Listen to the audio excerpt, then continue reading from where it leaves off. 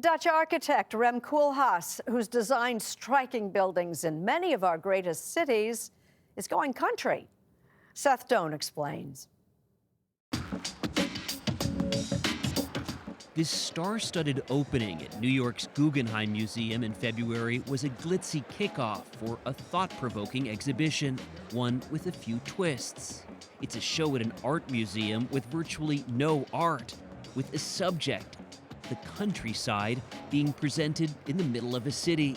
And add to that, the man behind all this is not famous for designing exhibitions, rather for buildings, which define skylines. Just before the opening, as the final touches were being added, its designer, Rem Koolhaas, showed us around. You're just a nervous wreck because you want kind of things to work.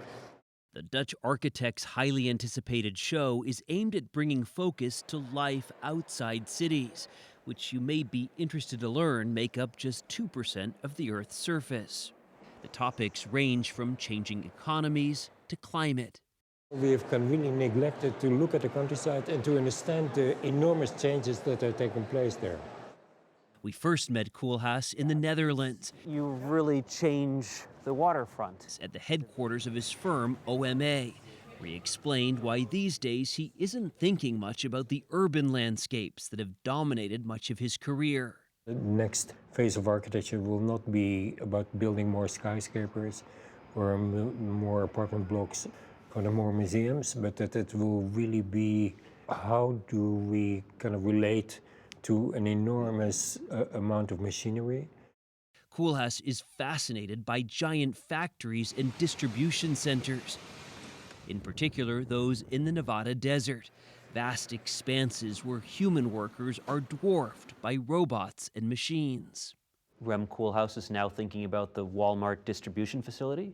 Yes, and particularly what happens if there is a kind of Walmart next to an Amazon, next to Apple, next to Tesla, next to Google, next to, what more can happen than kind of simply agglomeration of boxes.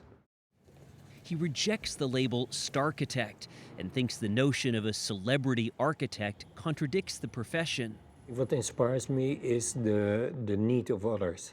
The needs of others. Yeah, an architect is a kind of very strange profession because you have an ability, but to be triggered, you need an impulse from another person or another party.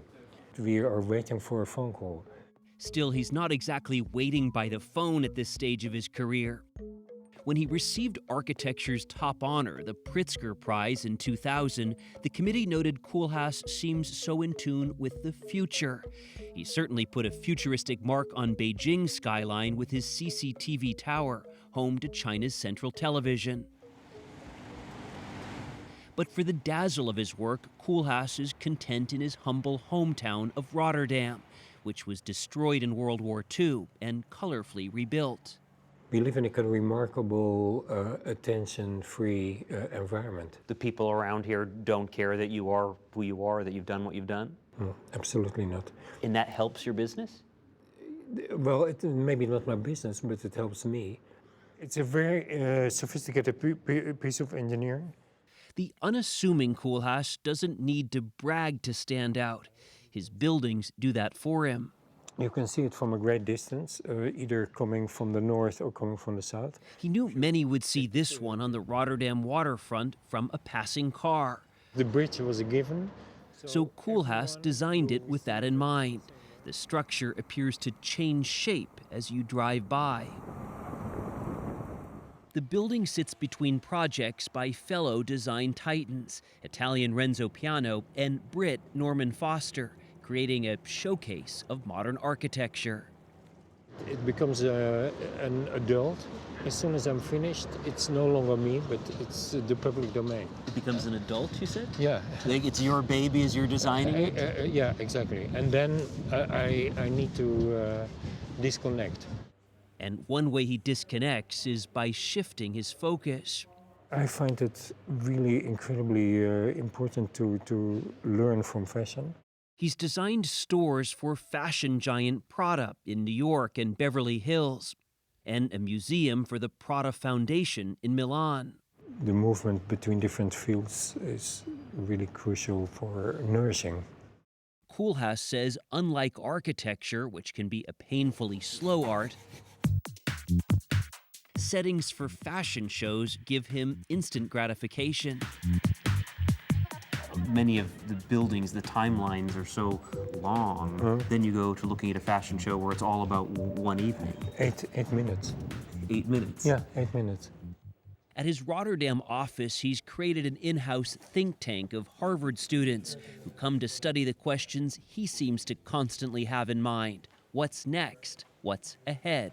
How is it to be in an environment where Rem Koolhaas can pop down and look over your shoulder? It's something you're working on.